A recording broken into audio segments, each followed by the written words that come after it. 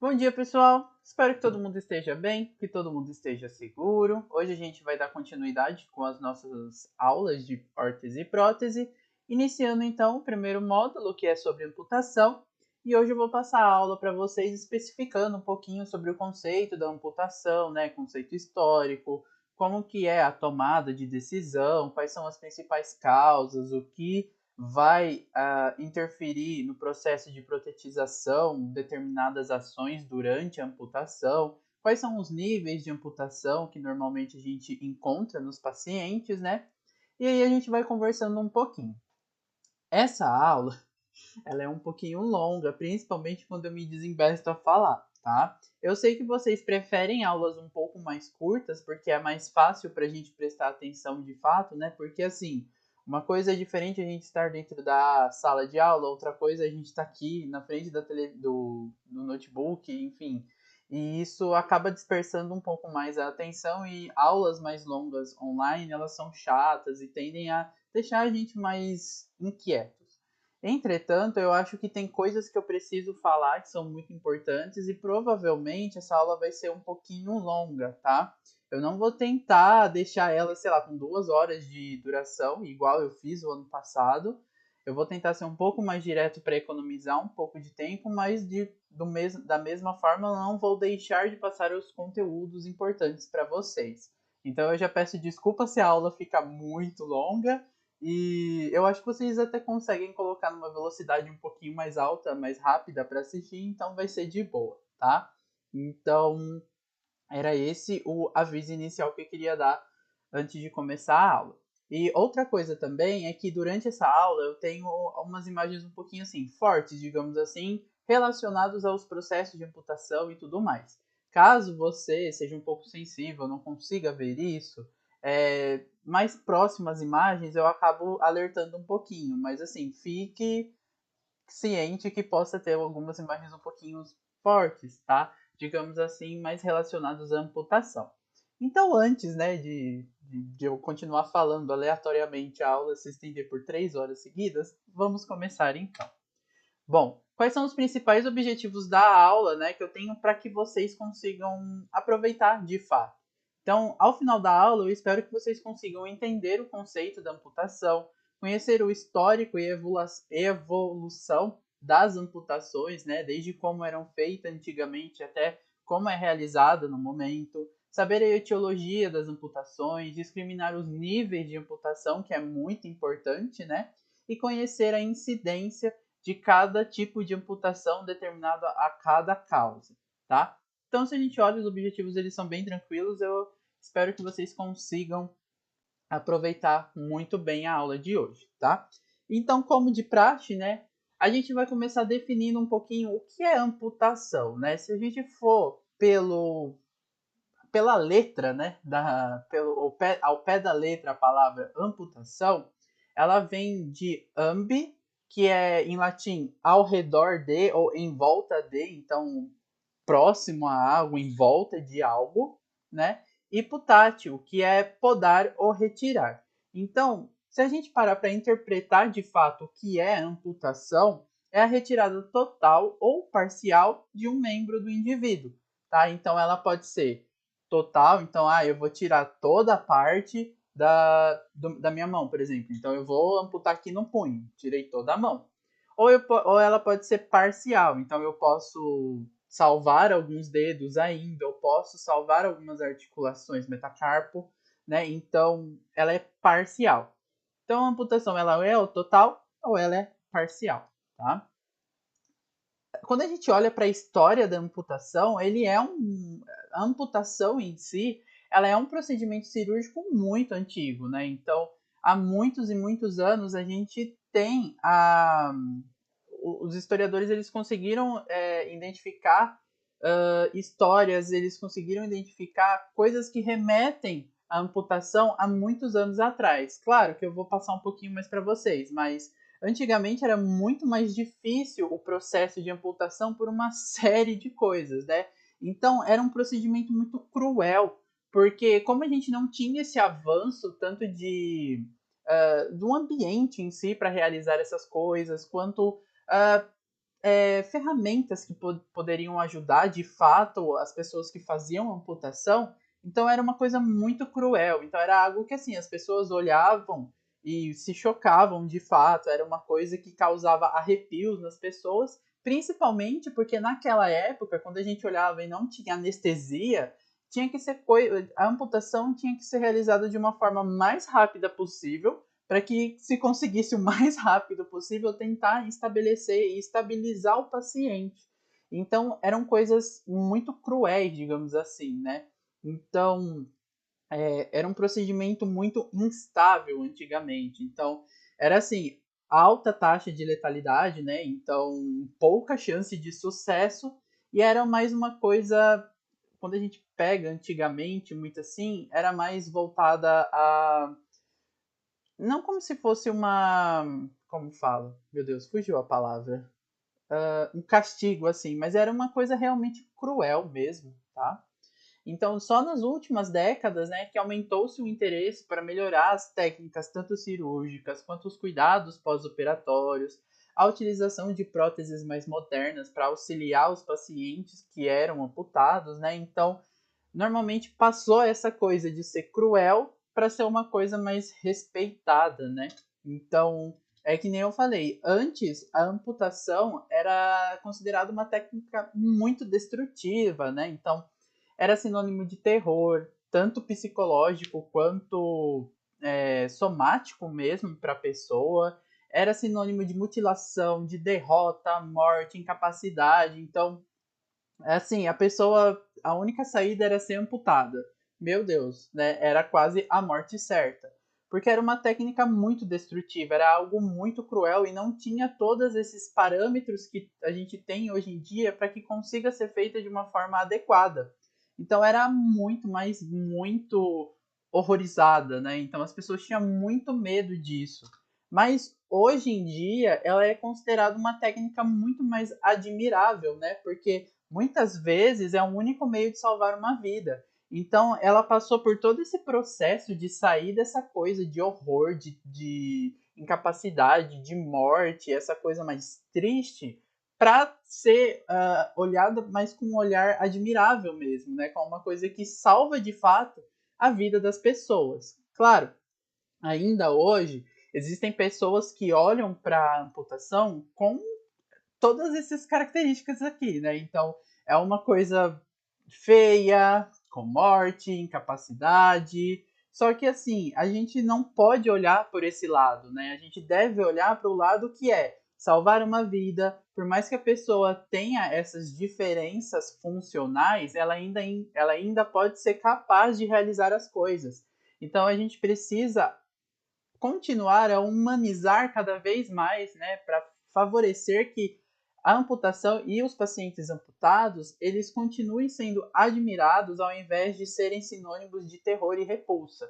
E, infelizmente, a gente tem, né, pessoas muito cabeças minúsculas na sociedade, a gente tem pessoas extremamente idiotas que acabam tendo algum tipo de preconceito em relação a isso, mas como nós fisioterapeutas, a gente deve influenciar que incentivar para que essas pessoas deixem de lado esses pensamentos horríveis e passem a considerar as pessoas como elas são mesmo. Nós somos iguais, independente se a pessoa está faltando uma perna, um braço, enfim, né? Então nós como fisioterapeutas a gente precisa sim de fato ajudar nesse quesito também. Então, com o passar do tempo, a gente tem uma técnica muito mais admirável, né? Um meio de salvar a vida. Quando a gente pensa lá na Idade Média, principalmente, né, quando a gente tinha, quando era necessário realizar as amputações, era uma coisa muito, como eu disse mesmo, cruel, uma coisa muito grotesca, porque a gente não tinha todos os aparatos, a gente não tinha todas as técnicas evoluídas o suficiente para que dessem a melhor condição possível para o paciente e também para a equipe que realizaria o evento da amputação, né? Então, na Idade Média, as amputações elas eram realizadas com guilhotinas e a anestesia muitas vezes era provocada por ingestão de bebidas alcoólicas ou até mesmo pancadas, né? Então, por exemplo, a pessoa deveria fazer uma amputação Muitas vezes, dependendo do médico que realizava essa amputação, né?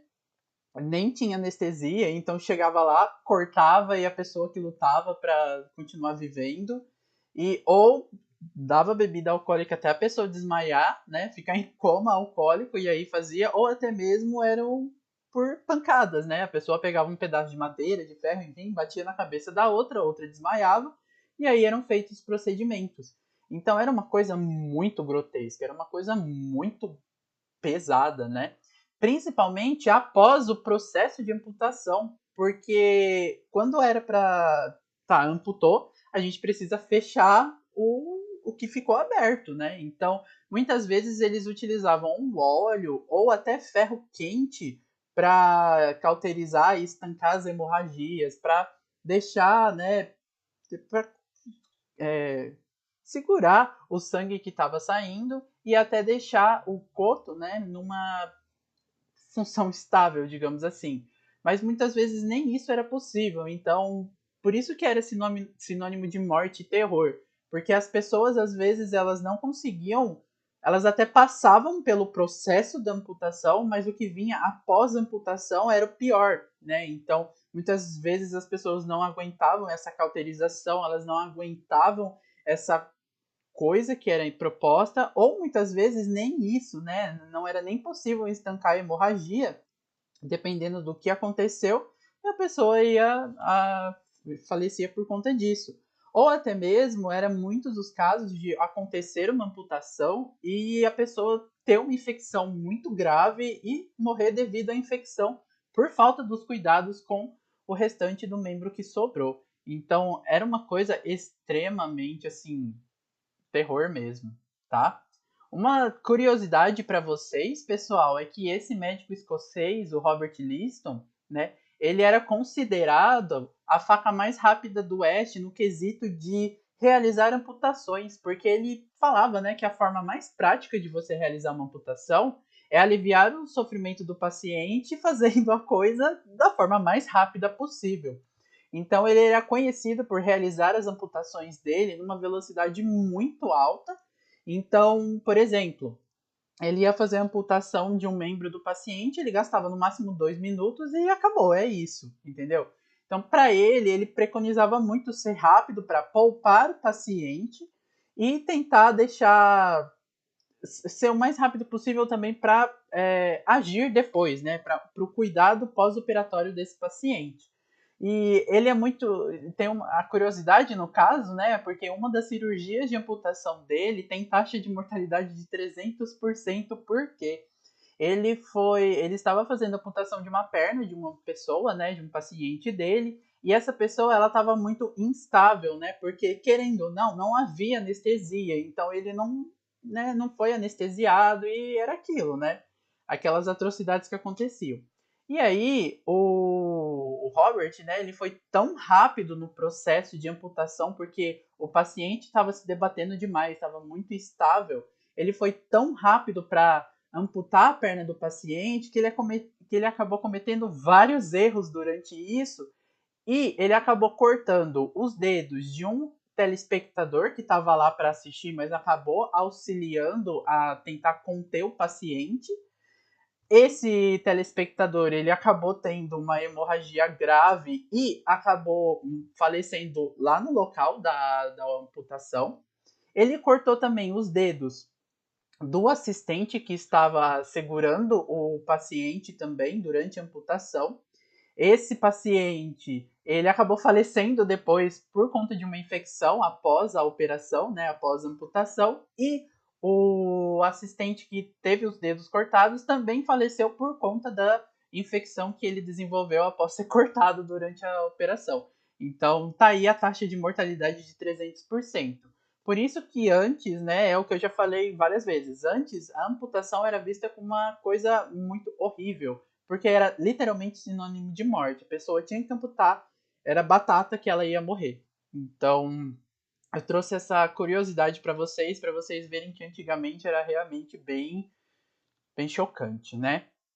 Mas a partir daí acabaram tendo algumas evoluções, né? Então a gente segue o curso da evolução, tanto para os aspectos para a amputação quanto para o processo pós-amputação.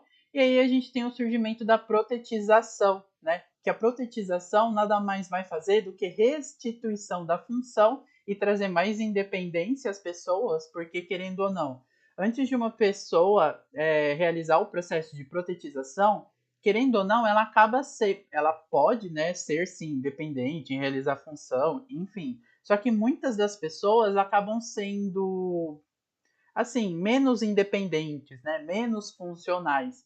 Então elas acabam dependendo muito de outras pessoas. E a partir do processo de protetização, essa independência ela pode retornar de uma forma muito maior para a pessoa, porque ela vai ter de volta as suas funções, se não completas, pelo menos em parte, né? O que vai favorecer a independência dessa pessoa. E não só isso também, né? As próteses, né, o processo de protetização, elas trazem de volta a estética do paciente, né? Então o paciente consegue se olhar de uma forma mais adequada, né? Porque assim, o paciente pode se olhar para o espelho e ver que está faltando um membro. Então isso pode trazer várias sequelas psicológicas para esse paciente. Agora com a prótese, não. Ele pode olhar para o espelho e ver que por mais que tenha assim um membro um pouco diferente, né, comparado ao membro original, mas tá lá, tá ocupando aquele espaço que antes estava vazio, né? Então o paciente ele pode ter essa alteração corporal melhorada, porque geralmente os pacientes que tendem a ser amputados, eles acabam tendo uma modificação tão grande da imagem corporal que ela acaba sendo extremamente negativa. E o processo de protetização vai auxiliar muito nesse quesito também para devolver a autoestima para o paciente em questão, né? Então, como eu disse, apesar da amputação ela ser um processo cirúrgico muito antigo, né? Só a partir da Primeira e da Segunda Guerra Mundial que começaram a entrar no mercado as próteses mais sofisticadas que facilitavam tanto a deambulação ou o desempenho do paciente, né? Não que antes não tivesse, mas as próteses eram muito cruas, elas eram muito grotescas, né? Elas não tinham tanta modificação a fim de favorecer a função, a fim de favorecer a estética do paciente. Eram coisas mais improvisadas. E aí, a partir desses períodos, né, foram que o pessoal foi começando a aprimorar um pouco mais as próteses. E a partir disso, a gente teve uma evolução muito grande na confecção, nos tipos de prótese e tudo mais, né? Outra curiosidade que eu trouxe para vocês é que a Anna Coleman Lade, né, ela soube como transformar a vida de inúmeros soldados mutilados com as suas máscaras criativas após a Primeira Guerra Mundial. Então aí a gente tem uma das primeiras próteses que elas são bem modificadas, que elas são mais voltadas para a parte estética de fato, né? Então, o que, que ela fazia? Ela tirava uma pressão facial de gesso, né? Então, para saber como que era o rosto do paciente, né, já mutilado, e a partir disso ela confeccionava máscaras de cobre e de zinco que lhes davam uma cor que se assemelhasse muito mais à cor da pele do paciente, né? Então era uma coisa muito mais estética, não era aquela coisa tipo uma madeira lá, não era um pedaço de, sei lá, alguma coisa que tampasse e ficasse com isso, né? Na verdade, eram máscaras que de fato simulavam o que o paciente havia perdido, né?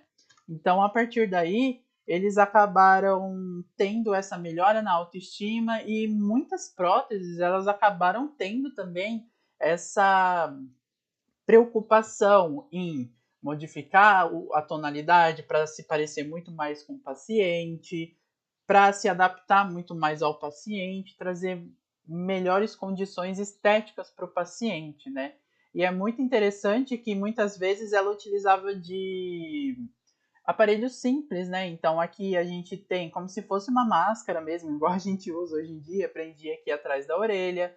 Essa máscara aqui, que é mais voltada para o nariz do paciente que ele perdeu, ela é fixada por meio desse óculos aqui, então ela fica aqui na orelha. Então, são coisas que ela ia adaptando e ia trazendo mais qualidade de vida para os pacientes, certo? E agora, pessoal, a gente vai conversar um pouquinho sobre o que causa uma amputação, né? Então, para o paciente ser amputado, precisa acontecer alguma coisa. E dentro dessas coisas estão um trauma, uma infecção, pode ser uma amputação congênita, então o paciente nasceu com essa amputação.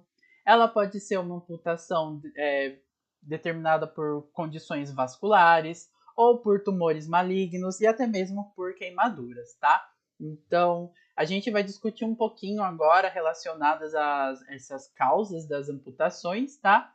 E normalmente, para essas causas, eu trouxe algumas imagens um pouquinho pesadas, então é o que eu falei lá no começo. Se você se sentir um pouquinho desconfortável, as imagens, né, vão estar acompanhadas por esses temas. E vamos lá. As principais causas de amputação, né, digamos assim, elas estão relacionadas aos traumas, tá? Os traumas, eles podem provir de acidentes automobilísticos, né, esmagamentos de causa ocupacional, fraturas expostas, complicação neuromuscular, por arma de fogo, né? Então, a amputação por trauma, ela é muito inesperada, digamos assim, tá? Então, geralmente, quando a gente tem relacionado às outras causas de amputação, a gente consegue pensar um pouco mais, estudar um pouco mais o caso do paciente, a gente consegue estudar e determinar qual será o melhor nível de amputação determinado por conta disso, daquilo, quais as condições esse paciente apresenta. Quando a gente tem uma amputação causada por trauma, o processo ele precisa ser muito rápido. Então a equipe médica, que é principalmente que toma conta disso, né, por conta das características do acidente, enfim, de tudo que aconteceu, eles precisam ser muito rápidos e determinar de fato para tentar salvar a vida do paciente, independente de como essa situação está, né? Então, lembra que eu falei, às vezes nem sempre o maior coto é o melhor, às vezes nem sempre uma amputação em um nível X ela é mais benéfica do que a amputação em um nível Y, por exemplo. Mas quando é trauma é muito mais difícil, né? Porque os médicos eles precisam cuidar do paciente, entender tudo o que está acontecendo e trabalhar da melhor forma possível, né? Então é bem complicado essa questão de amputar por conta dos traumas, né?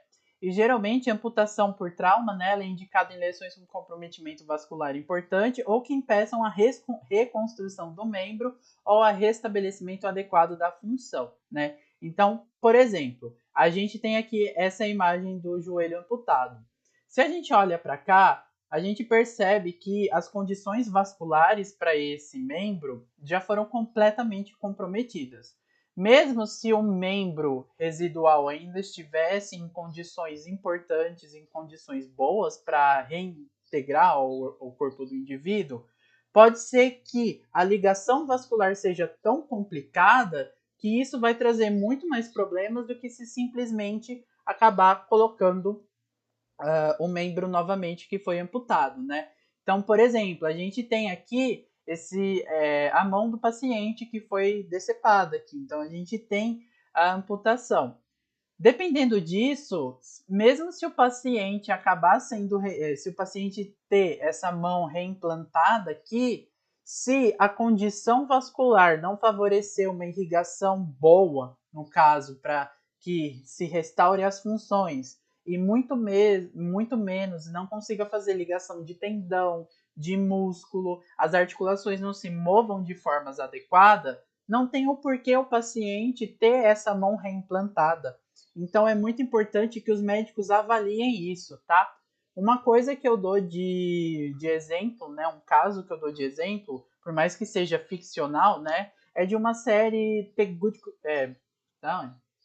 Doctor. Não sei se vocês já assistiram, mas em um dos episódios tem um rapaz que ele teve as duas mãos, os dois braços, basicamente, né, até a altura mais ou menos do ombro, decepados por conta daquelas máquinas que eles utilizam para o campo, né? Então, se eu não me engano, era um moedor de árvore, de galho de árvore, alguma coisa assim. ele teve os dois braços amputados. E aí a equipe médica correu e tal e restaurou o que conseguiu, né? Então o braço tem muitas cicatrizes e tudo mais, mas conseguiu reimplantar esses membros do paciente, foram os dois braços. Só que, por mais que tenham reimplantado, esse paciente ficou com pouquíssimas funções. Por quê? Por mais que tenha, né, eles conseguiram restabelecer o fluxo, restabelecer a irrigação sanguínea, a função neuromuscular, a função neurológica desse paciente para controle motor dos membros foi completamente afetada.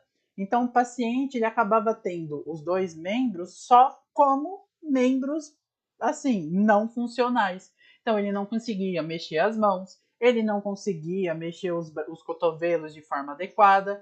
Então, até que ponto essa restauração foi benéfica para ele, né? Então, durante a amputação por traumas, é muito importante que os médicos pensem nisso também. E uma das coisas bem interessantes ao final do episódio, tá? Por mais que tenha sido ficcional, geralmente eles pesquisam muito, né? Eu também fui conhecer um pouquinho mais a respeito disso.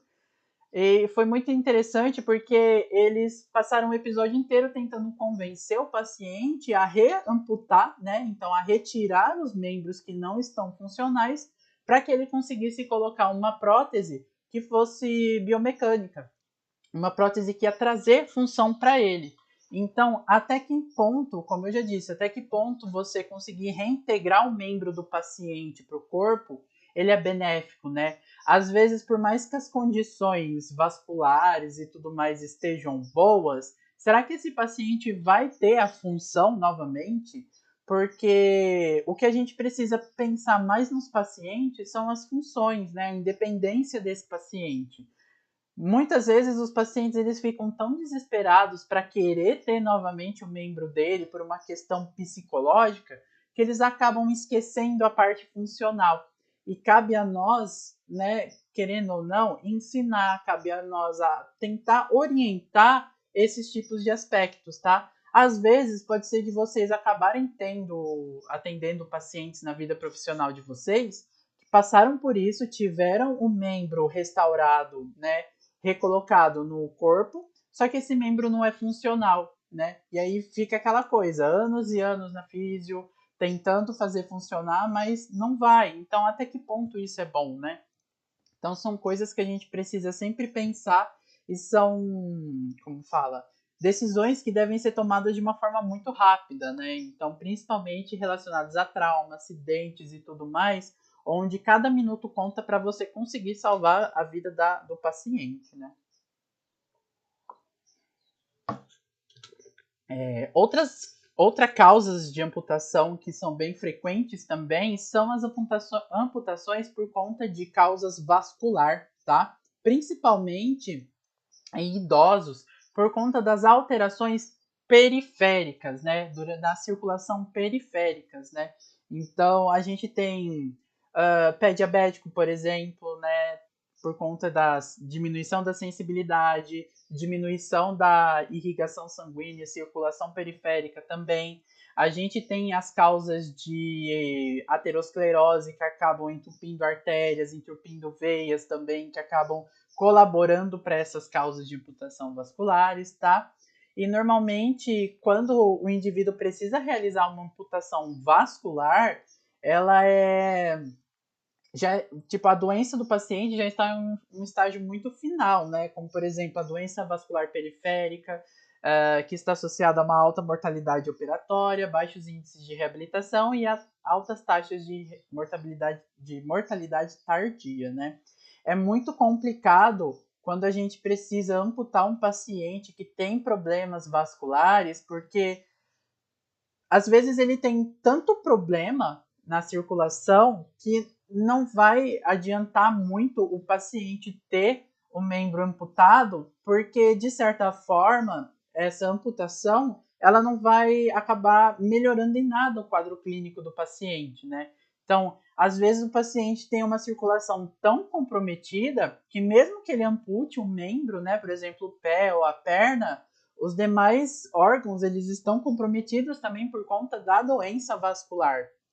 E outra coisa muito importante, que eu vou falar um pouquinho mais para frente para vocês, mas é que quando a gente faz a amputação do paciente, né, no membro residual, no coto, é importante que tenha um aspecto vascular muito bom, né, que essa circulação seja ótima, porque senão ferra com tudo, né, o paciente não vai ter como progredir em nada.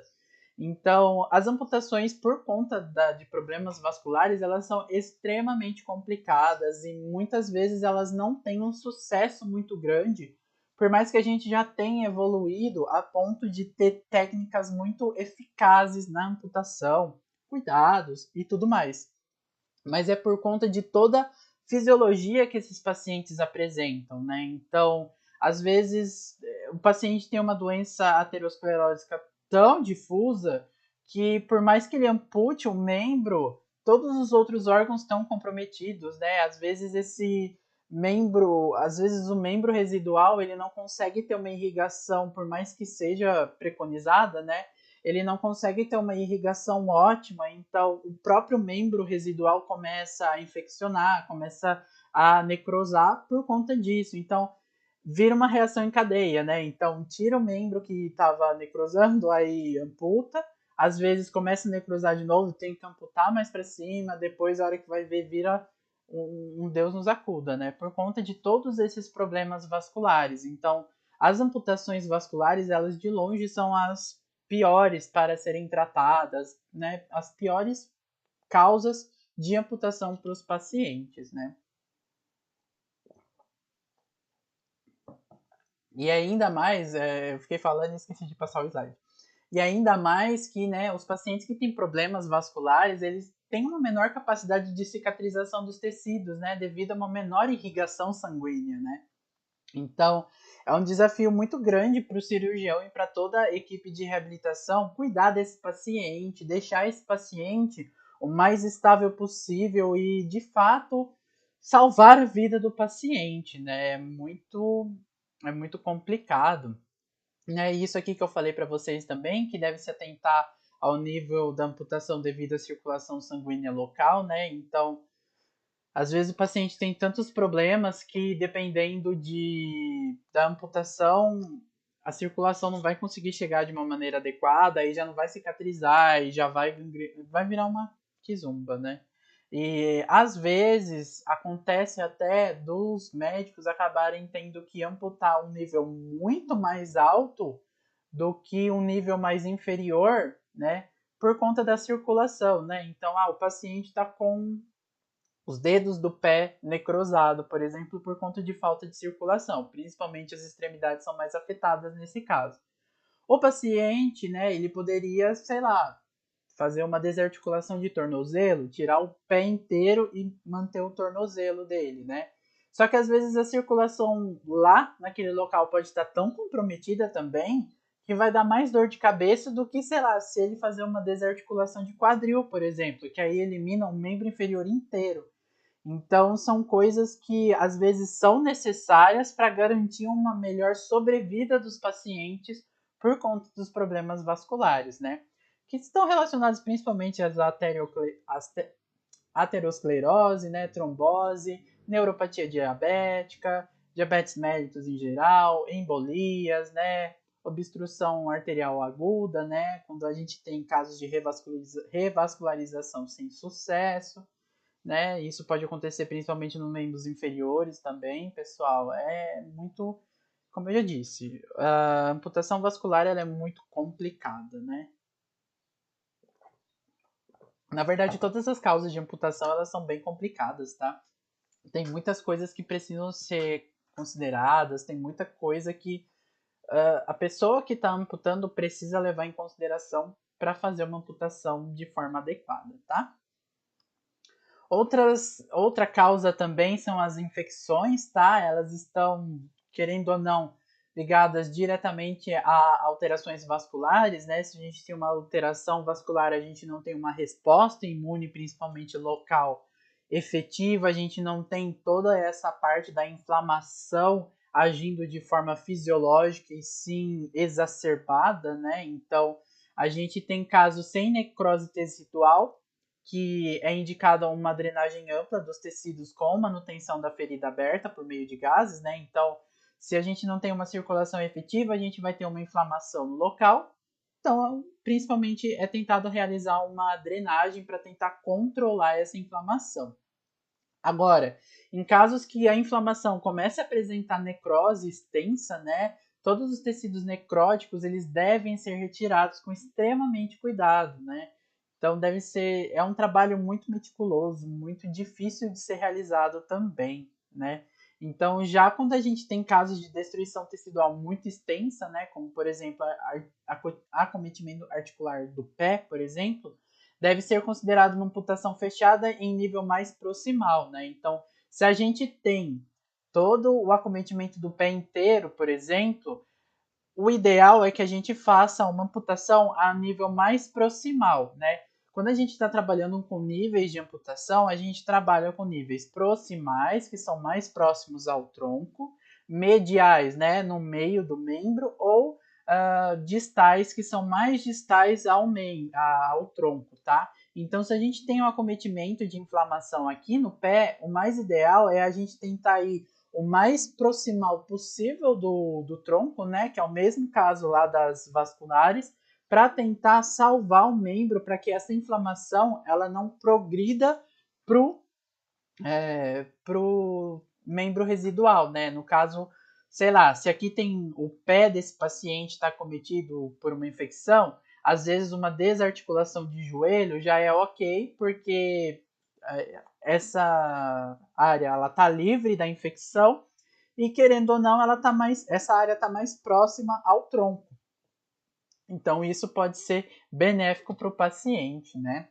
Então a gente tem casos também de faceite necrosante, que é uma infecção, né? Ela é uma doença que acaba, querendo ou não, comendo a pele boa, digamos assim, né? Então, ela vai se alastrando pelo membro, então é uma infecção que vai necrosando cada vez mais o tecido saudável, então é muito importante que seja feito um controle de fato e caso não, deve ser realizada amputação e a nível mais longe do local com a inflamação possível para tentar salvar o tecido que é mais limpo, né? O tecido que não tem nenhum incidente dessa infecção para que não progrida novamente. Hoje está difícil, gente. Eu penso muito rápido, aí acabo tropeçando nas palavras. Sorry. E a gente tem casos de osteomielite também, né, que acabam trazendo inflamações, e aí é o mesmo esquema, né? Então, sempre tentar amputar com o tecido mais livre possível de inflamação, de infecção, né? Outras causas de amputação também são os tumores malignos, né? E a amputação, no caso, geralmente ela é mais como se diz, ela é mais radical, né? Porque é a última esperança, né? Como se fosse a esperança de erradicação do tumor, né? Principalmente quando a gente pensa nas neoplasias musculoesqueléticas, né? Então, ela é considerada um ato radical porque antes o cirurgião, né, sempre vai procurar coisas a serem feitas. Sempre os pacientes, eles podem ser tratados com quimioterapia, alguma outra coisa, para tentar controlar e caso isso não seja suficiente, né?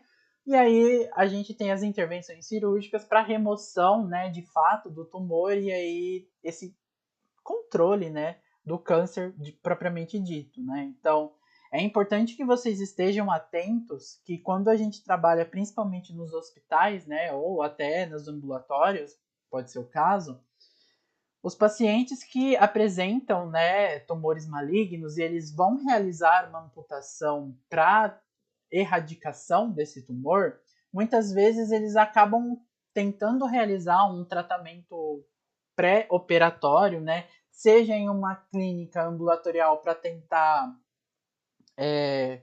trazer uma condição melhor para esse paciente, suportar a cirurgia e não ter tantos efeitos deletérios, né? Então, no período pós-operatório, ele está mais preparado para a cirurgia, e até mesmo quando a gente encontra os pacientes que estão internados pré-cirurgia, né? Então, muitas vezes a gente vai acabar atendendo esses pacientes, né? Geralmente, sei lá, os pacientes vão ficar 3, 4 dias antes da amputação, né? Sendo monitorados e tudo mais. E aí a gente vai realizar o nosso trabalho como físio lá para fortalecer alguma outra musculatura respiratória, ou a própria musculatura de membros contralaterais, ou do próprio membro, dependendo do caso, enfim.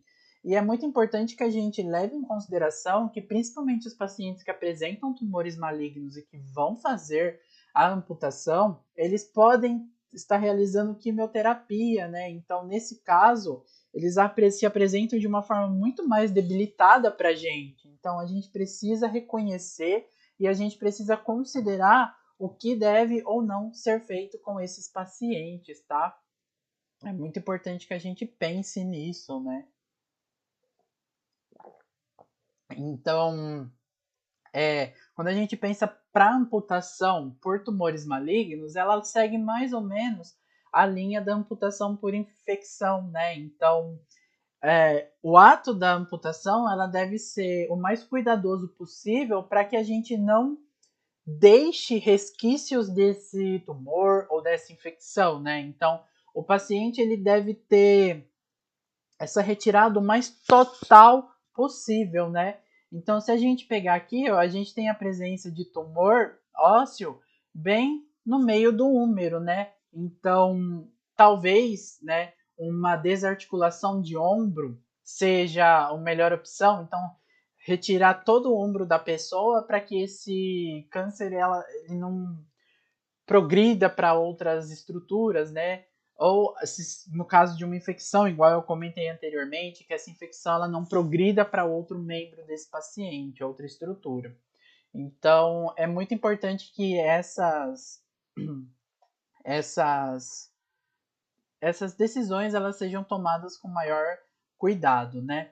E uma coisa importante também é que a partir dessas últimas opções, né, igual eu disse, da infecção, tumores, normalmente a gente já tem em mente qual é o nível adequado de amputação. E a partir daí a gente já consegue também preparar o paciente para que ele entenda de forma adequada como que ele vai reagir após isso, como que esse paciente vai se olhar no espelho após isso, porque quando a gente pensa em traumas, principalmente, ou vasculares, depende muito de como está a situação. No trauma, principalmente, o paciente muitas vezes nem sabe, vai acordar e perceber que foi amputado. Agora, quando a gente tem uma doença mais específica por trás, a gente já consegue também auxiliar o paciente a entender como que vai ser, né, o que vai acontecer depois, né? E a gente tem também as causas de amputação congênitas, né? Então, a gente tem basicamente dois tipos de amputação congênitas, né? Que, na verdade, são considerados como malformações congênitas, né? E, às vezes, os pacientes apresentam amputações naturais que são próprias para protetização e outras elas não são. Então, muitas vezes você pode pegar um paciente para tratar que pode ser uma criança, mas que nasceu com uma alteração congênita que ela é própria para amputação. Então, esse paciente não vai ter nenhum trabalho.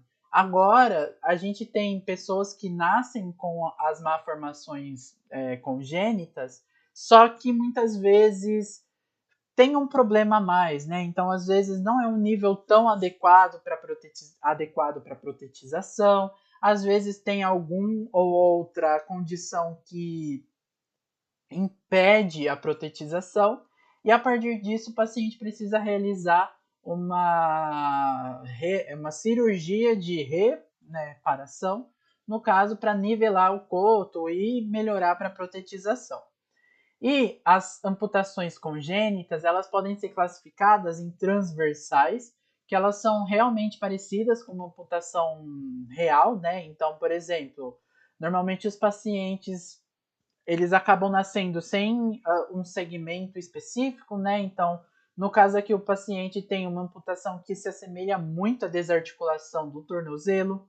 Esse paciente aqui nasceu com uma amputação que se assemelha muito a uma transtibial, né? Esse aqui é uma desarticulação do joelho e elas basicamente seguem as principais características de uma amputação real que são realizadas nas pessoas com um membro normal, né? Então, às vezes, por exemplo, nesse paciente aqui, pode ser que no futuro o processo de protetização seja um pouco inadequado por conta da condição do coto, e aí ele precisa realizar uma ou outra cirurgia para especificar melhor esse coto para protetização, enquanto que esses dois aqui provavelmente eles não vão ter nenhuma intervenção cirúrgica e só o processo de reabilitação com esses pacientes é necessário para que eles consigam ter essa prótese funcionando de forma adequada com eles, né? E aí a gente tem as longitudinais também, né? E as longitudinais, elas são falhas na formação longitudinal com a ausência parcial ou total de um segmento, né? Então, por exemplo, nessa paciente aqui, na figura a gente tem a ausência do joelho, então a gente tem basicamente o pé que pode ou não ser funcional a nível do joelho, né? Essa paciente aqui, ela não tem o tornozelo e o pé, mas ela tem o segmento dela é um pouco não falho, mas ele é um pouco instável, digamos assim, tá? Porque ele não segue aquela estrutura igual essa aqui, por exemplo. Ela não tem uma característica de coto propriamente dito. Ela tem um aspecto mais irregular. No caso, esse paciente também, ó, ele não, eu acho, se eu não me engano, eu acho que é a mesma paciente. A gente consegue ver aqui que não tem a articulação, não tem esse pé funcional, né? E aqui no caso também, onde a gente tem esse paciente que tem um encurtamento do membro e o joelho não funcional também. Às vezes, esses pacientes, eles acabam encontrando formas de continuar a ser funcionais, né? Por exemplo, eu moro em Regente, né? Então, para ir para Prudente, eu preciso pegar o circular. E tem uma pessoa que normalmente pegava nos mesmos horários que eu, e ele tem uma condição basicamente igualzinha a essa, né? Ele nasceu com o pé mais ou menos no lugar do joelho. E ele se adaptou a se locomover sem a necessidade de prótese alguma.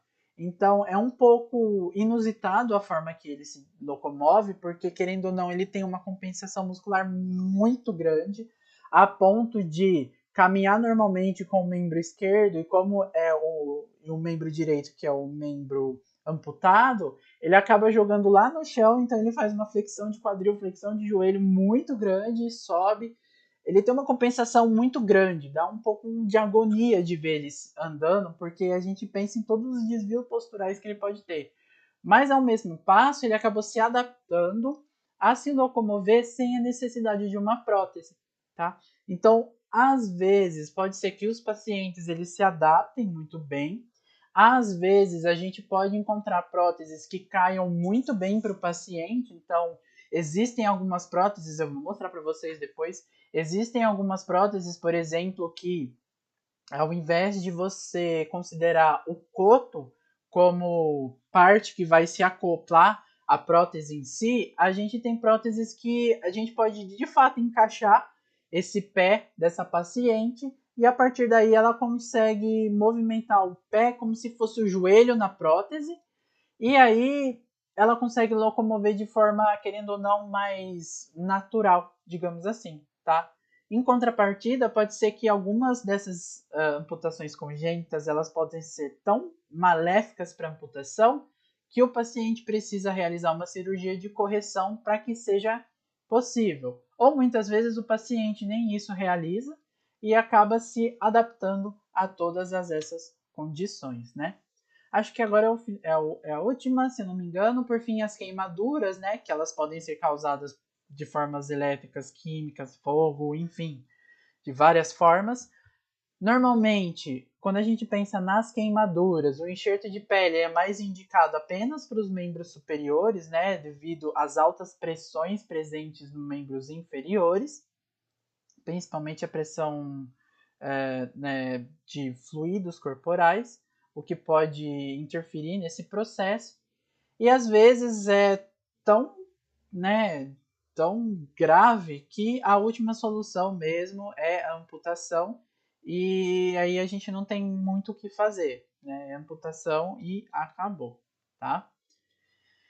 E agora, mais relacionado ao procedimento cirúrgico, coisas que precisam estar adequadas para que a gente consiga trabalhar com esse paciente no período pós-operatório e protetização com esse paciente, tá bom? Deixa eu ver quanto tempo de aula até agora. Meu Deus, 50 minutos. Provavelmente vai quase chegar perto das 2 horas, mas não me matem, gente, por favor. Agora, relacionado então ao procedimento cirúrgico, pessoal, durante a cirurgia, né, durante todo esse procedimento, existem basicamente 6 estruturas que os profissionais, no caso o médico que realiza a amputação, eles precisam, tomar muito cuidado com isso, eles precisam ser muito efetivos no manuseio, em como eles gerenciam essas estruturas, porque todas elas vão interferir de uma forma ou outra no nosso trabalho como profissional, no período pós-operatório, no período de protetização. Então é muito importante que todas essas estruturas que eu estou passando aqui para vocês sejam assim trabalhadas de uma maneira muito, mas muito cuidadosa. Sendo ela a pele, a cartilagem, os tendões, ossos, nervos principalmente e vasos sanguíneos também. Ou outra estrutura que não seja cuidada de fato durante o processo de amputação vai interferir diretamente no seu trabalho como fisioterapeuta, tanto no período pós-operatório quanto no período de protetização. Às vezes as outras estruturas estão lá, ó, filezinho, 100%, vai dar para colocar a prótese e a gente vai progredir, legal. Só que por conta dos nervos não vai ser adequado porque o profissional ele não manuseou de forma correta, ele não cuidou desses nervos corretamente e o paciente teve toda a complicação no coto por conta disso. E aí o seu trabalho como físio para protetizar esse paciente vai por água abaixo. Ou é por conta dos vasos sanguíneos, ou pode ser por conta do osso, principalmente, meu Deus. Então, ou da pele, Jesus. E são coisas que realmente interferem muito. Então, todas essas estruturas elas devem ser cuidadas ao máximo durante o processo de amputação, tá? Então, agora eu vou falar uma por uma, tá? Então, em relação à pele, por que é importante cuidar da pele no momento da amputação? Porque o médico ele precisa salvar toda a pele viável, ou seja, toda a pele que tem uma boa perfusão, toda a pele que não tenha resquícios de inflamação, toda a pele que não tenha resquícios de tumores, por exemplo, toda a pele que seja o mais uniforme possível. Por quê? Porque a pele é o que vai revestir adequadamente o coto, tá? Sem essa pele em estruturas, em uma condição adequada, todo o coto vai ser inviável por conta disso.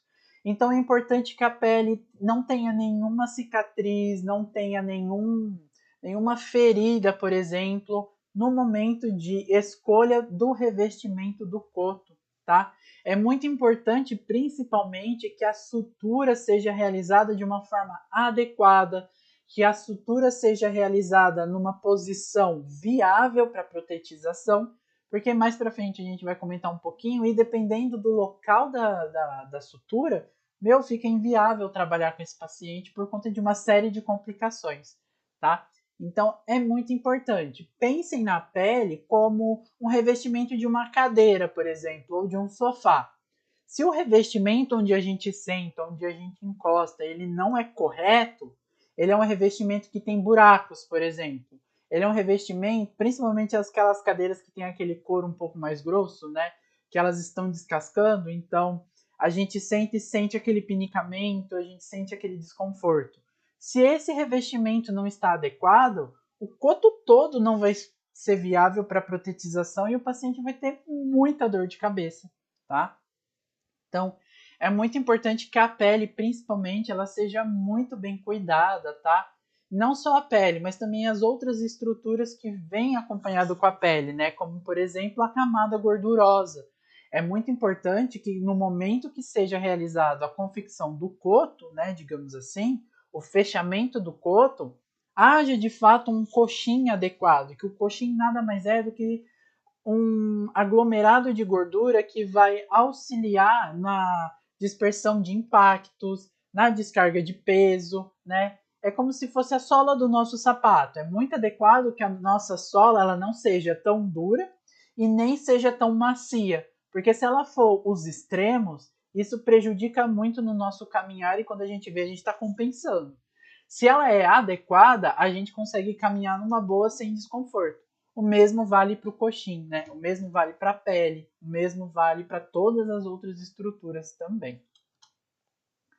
O osso, principalmente, gente, porque o osso ele vai ser basicamente uma estrutura que vai sustentar também a descarga de peso, né? Quando a gente olha para a descarga de peso nossa que é normal, que a gente fica em pé, né? A gente tem a descarga de peso nos membros inferiores lá no pé e a gente tem o coxim que não deixa o nosso osso de fato bater no chão, então não é contato osso-osso. A gente tem um contato, né, com gordura, com músculo e tudo mais que auxilia nessa descarga de peso. E quando a gente olha para o coto, para a amputação, a gente vai ter um osso que vai ser basicamente cerrado. Se esse osso ele não for polido de forma adequada, esse osso pode causar um problemão lá na frente, né? Então, se a gente tem um osso que foi mal serrado, por exemplo, a gente tem pequenas estruturas ósseas pontiagudas, que com o passar do tempo, quando a gente tem a descarga de peso, isso vai causando microlesões. Então, meu Deus, isso a futuro vira uma coisa, meu Deus, né? Meu Deus. E então é muito importante. Então pensa comigo também. Se não tiver um coxim adequado, não tiver uma condição de pele adequada e o osso ainda for inadequado, conforme o paciente vai fazer a descarga de peso, vai chegar uma hora que basicamente o osso vai passar pela pele do paciente, porque a descarga de peso ela não foi eficaz por conta desse manuseamento inadequado do osso.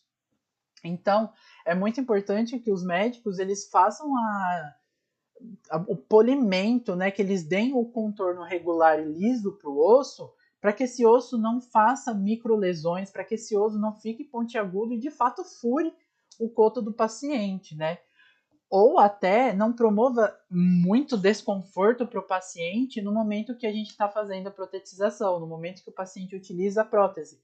Porque às vezes o contato osso com a prótese, porque o coxim não foi feito de forma adequada e o osso está pontudo, está incomodando, e o paciente não vai conseguir fazer descarga de peso de forma nenhuma.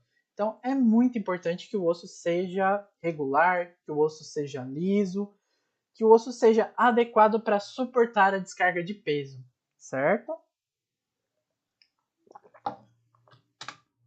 A cartilagem ela é um pouco maleável, tá? Por quê? Quando a gente pensa na cartilagem, ela pode sim ser mantida nas desarticulações, né? Eu vou explicar um pouquinho mais para vocês, mas desarticulação basicamente é você fazer a amputação bem no nível articular, né? Então, se eu vou fazer a desarticulação de joelho, por exemplo, eu mantenho a cartilagem, né? Porque ela vai auxiliar a dispersar os choques, né? A fazer essa absorção, essa distribuição em toda a superfície de contato, só que ela pode ou não ser salva, né? Ela pode ou não ser considerada durante o processo de amputação. Geralmente, quando é trans alguma coisa, né, transtibial, transnumeral, a gente não tem como guardar e não tem como utilizar as articulações, né, a cartilagem, perdão. E aí, quando a gente tem essas desarticulações, muitas vezes são salvos essas cartilagens. Entretanto, os pacientes que têm problemas em cartilagens, né, vamos levar em consideração o que a gente aprendeu lá em remato, por exemplo. Quando a gente tem uma osteoartrose, por exemplo, uma osteoartrite, onde essas cartilagens elas foram afetadas, ela tem problema lá, elas estão doentes. Às vezes não é adequado a gente salvar essa cartilagem, por mais que ela possa auxiliar a dispersar os choques, auxiliar na descarga de peso, né? Auxiliar nesse controle.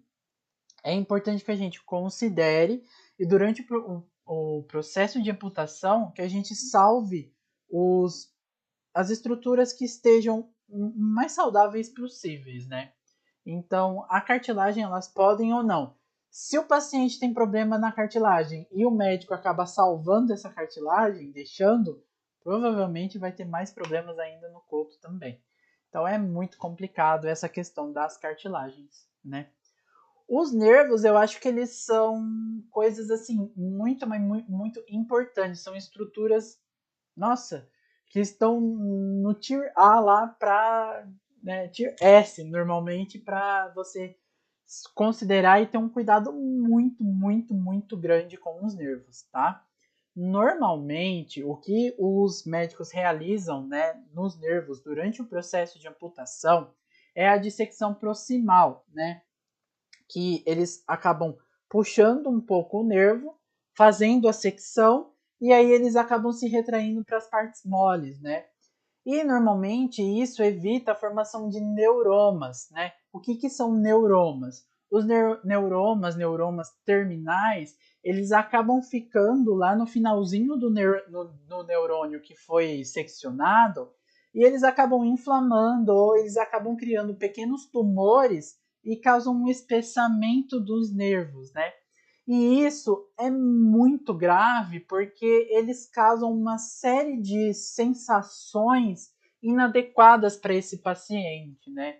Se o médico ele não cuida muito bem dos nervos durante o processo de amputação, o seu paciente vai chegar para você tratar ele e ele vai ter uma série de dor, uma série de sensações estranhas no coto e vai ser impossível trabalhar com ele. E aí você vai ter que lascar um trabalho imenso para tentar desensibilizar esse coto.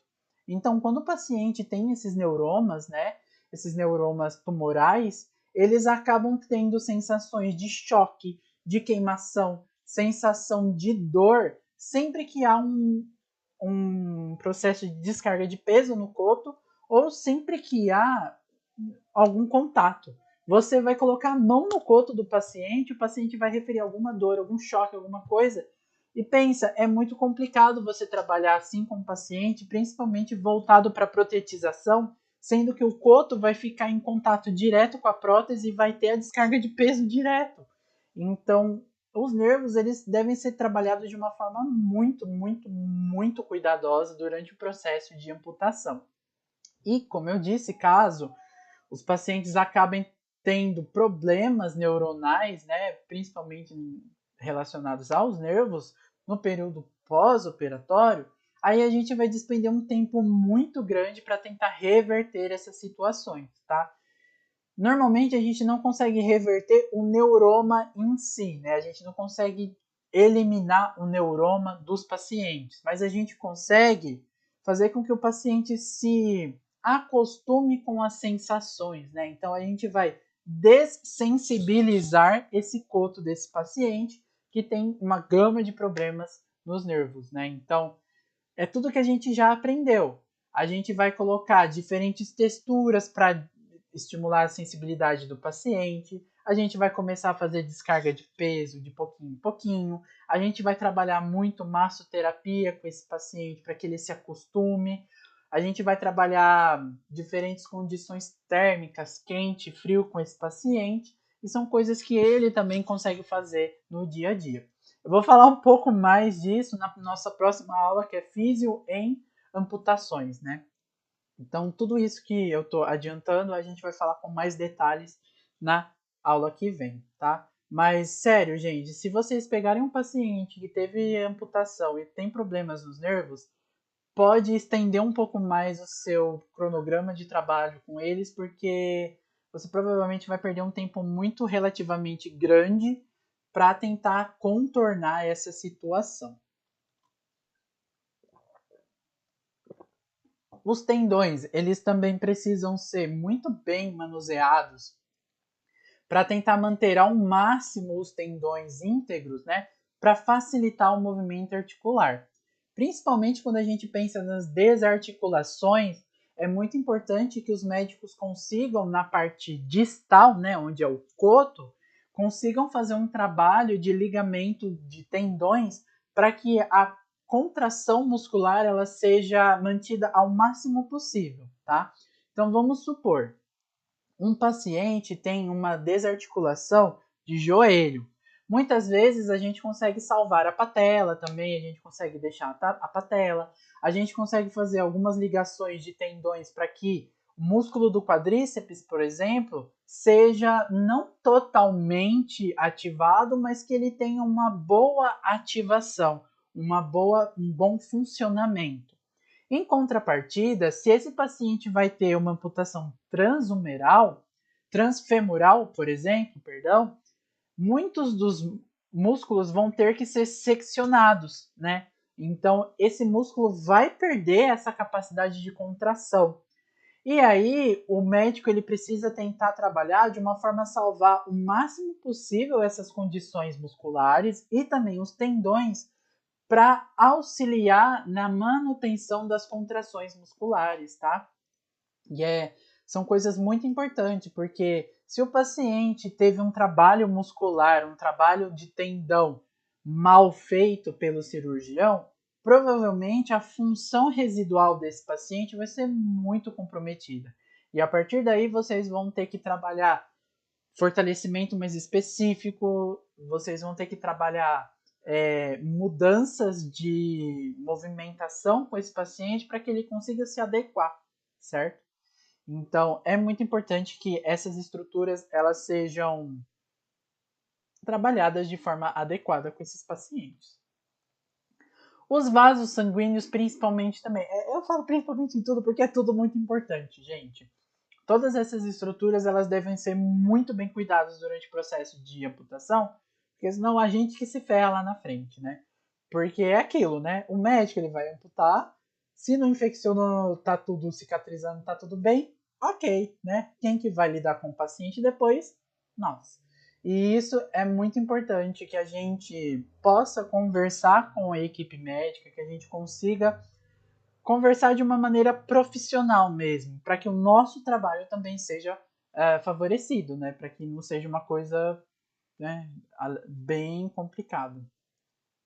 E os vasos sanguíneos, eles principalmente devem ser identificados, ligados para evitar o sangramento, né? Então, principalmente para o controle dessa hemorragia que o paciente vai ter, para que o coto ele não seja inundado por tanto fluidos corporais, né? Então vai ter agressão, vai ter inflamação, vai ter todo o processo de cicatrização interna do próprio organismo, quanto também hemorragias internas por conta da condição vascular desses pacientes, né?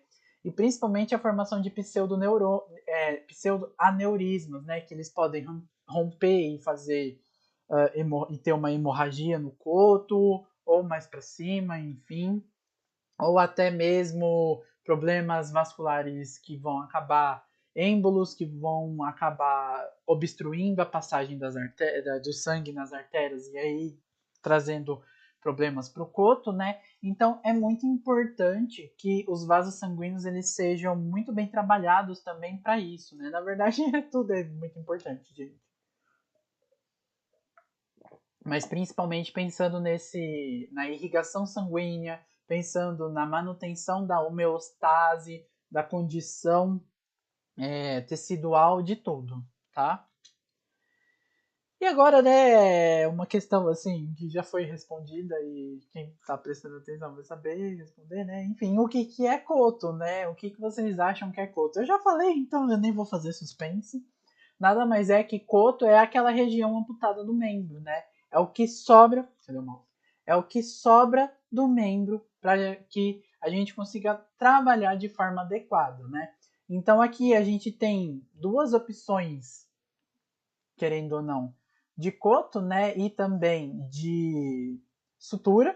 Então a gente tem esse coto que, querendo ou não, ele está um pouco mais volumoso, mas a gente tem que pensar que é um período pós-operatório, então tem até o dreno aqui para drenar esses fluidos que ficam durante o processo pós-operatório por conta de toda a agressão, inflamação e tudo mais.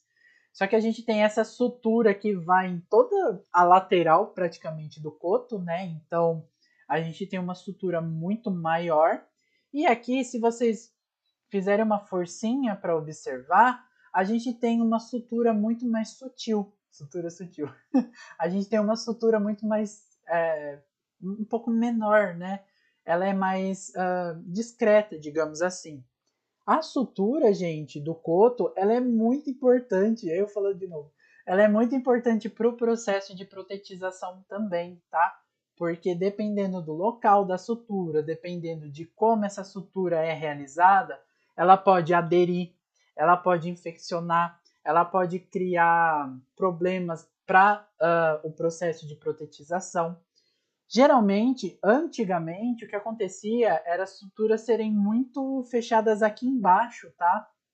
Mas na parte onde o coto, aqui, basicamente, onde o coto tem a descarga de peso, e isso interferia muito no processo de protetização, porque querendo ou não, a sutura ficava em contato direto com a prótese, a descarga de peso, e muitas vezes trazia problemas para os pacientes. Hoje em dia não, as suturas elas já são mais para cima, né? Elas já são mais laterais, elas são mais superiores, e onde a gente tem a descarga de peso propriamente dita, é como se fosse a condição da pele geral. Então isso favorece muito o processo de protetização. Então, algumas características que o coto precisa ter para que seja pensando no processo de protetização mesmo, né? Então, o coto ele deve ter sempre um nível adequado. Então, o nível da amputação deve ser adequado para o que o paciente espera, né? O que os terapeutas esperam fazer com esses pacientes. Então, nem sempre o maior coto é o mais longo, é o melhor, né? Então, nem sempre salvar muito do membro é adequado para esse paciente ter uma função restabelecida, né? Então, por exemplo, se a gente pega amputações de pé, principalmente parciais de pé, eu vou falar mais para frente para vocês, mas a gente tem um nível de amputação que chama Chopart, né? Que ele vai tirar só algumas estruturas parciais do pé. Então a gente ainda tem um restinho de pé, por exemplo. Se o paciente tem esse nível de amputação, às vezes ele não vai conseguir ter uma protetização muito melhor e o nível de função dele vai ser muito mais prejudicado do que uma amputação mais radical, digamos assim, em outro nível, né? Então, geralmente, esse tipo de amputação está relacionada muito à dor e claudicação. Então, até que ponto isso vai ser benéfico para o paciente? Até que ponto ele vai conseguir restaurar suas funções adequadamente, né? Então, uma coisa que é muito importante, o nível adequado do coto, tá? O coto ele precisa ser muito estável, certo? Não pode ter deformidade nas articulações proximais ao coto, né? Então, se a gente pensa numa desarticulação, a articulação ela precisa estar muito bem caracterizada para que esse coto seja estável, que ele seja uniforme, que ele não tenha saliências, que não prejudique o processo de protetização. E principalmente que o coto tenha a sua sutura cicatrizada, descolada, não aderida, né, no caso, que ele tenha uma irrigação completa, que ele seja livre de úlceras, de problemas, de lesões, tá? É muito importante isso também. O coxim ele precisa ser adequado, né? Então o estofo nada mais é do que essa camada gordurosa que vai trazer esse aspecto mais cheinho para o coto. Ele não pode ser pequeno demais, porque pode perfurar com a descarga de peso ou simples movimento. Ou ele não pode ser volumoso demais, porque pode dificultar a ancoragem à prótese. Então é muito interessante que o coxim, principalmente, ele não seja tão grosso nem tão fino, né? Que é aquele esquema que eu falei pra gente da palmilha do tênis. Ela não pode ser muito fina pra, sei lá, nosso pé afundar demais. Ou é muito fina não, muito macia, né? Então tem muita coisa. Ou não pode ser muito fina para que a gente não sinta dores, né? Então, esse coxim, por exemplo, esse coto, né? Ele é um coto muito volumoso. Ele tem um aspecto, pessoal, que está um pouco mais inflamado, tá? Ele está vermelho, então provavelmente tem algum problema de circulação, inflamação, por isso que ele está tão volumoso aqui. Mas também pode ser por conta do coxim mesmo, que seja muito gorduroso. E isso provavelmente vai dar um trabalho lascado para encontrar e fabricar uma prótese que se acople adequadamente a esse coxim, porque ele é muito grosso, né? Ele é muito grande, então isso prejudica muito, principalmente também a descarga de peso, tá? E olha que legal, se a gente olhar aqui, a cicatriz, ó, ela tá bem vermelha também. Provavelmente essa cicatriz aqui tá um pouco aderida. E eu tenho a leve impressão que esse coxinho aqui, esse coto, tá bem inflamadinho, tá? Então, provavelmente a protetização com esse coto aqui, ó, meu Deus, esquece.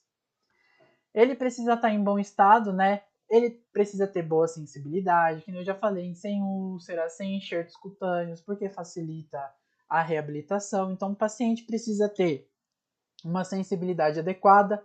Ele não pode ser um paciente que qualquer toque que você dê, ele sinta muito, ele tem as sensações de choque, de dor, de queimação ou de frio, membro fantasma, enfim. Ele não pode ter essas condições exacerbadas para que a gente consiga trabalhar com ele numa forma adequada na protetização. Não pode ter nenhum problema de lesão de pele, úlcera, né? Enfim, são coisas que vocês precisam identificar, e se o paciente chega para vocês protetizarem esse paciente, são coisas que vocês precisam trabalhar de fato. Então vocês precisam corrigir tudo isso antes de iniciar o processo de protetização com esse paciente, né? Que nem eu disse, né, já comentei um pouquinho agora também. Então, a ausência de neuromas terminais, né, ou tumorais, que dependendo se existe a presença desses neuromas, o paciente vai ter muito problema para descarga de peso, contato com a prótese, né? Então, é tudo aquilo que eu já falei de sensação de choque, de dor, pode ter até queimação, frio, né? Então, são coisas que a gente precisa trabalhar, né? Normalmente, os neuromas, eles, querendo ou não, são fenômenos naturais, né, de reparação que ocorre na secção do nervo periférico, mas se ele for mais agredido no momento da amputação, aí a chance de formar neuromas piores é maior. E aí a gente vai perder um tempo lascado trabalhando com esse paciente, melhorando toda essa sensibilidade dos pacientes, tá? Importante também que tenha uma boa circulação arterial venosa, porque vai evitar a isquemia e a estase venosa, e também a não ter edema, né? Porque coto edemaciado impede um bom trabalho, impede uma protetização adequada. A cicatriz também precisa ser muito boa, tá? Bem trabalhada, né? Então as suturas elas devem ser efetuadas em locais apropriados conforme o nível de amputação. As cicatrizes elas não podem ser irregulares, hipertróficas ou apresentar aderências, retrações, né, deiscências e sepurações.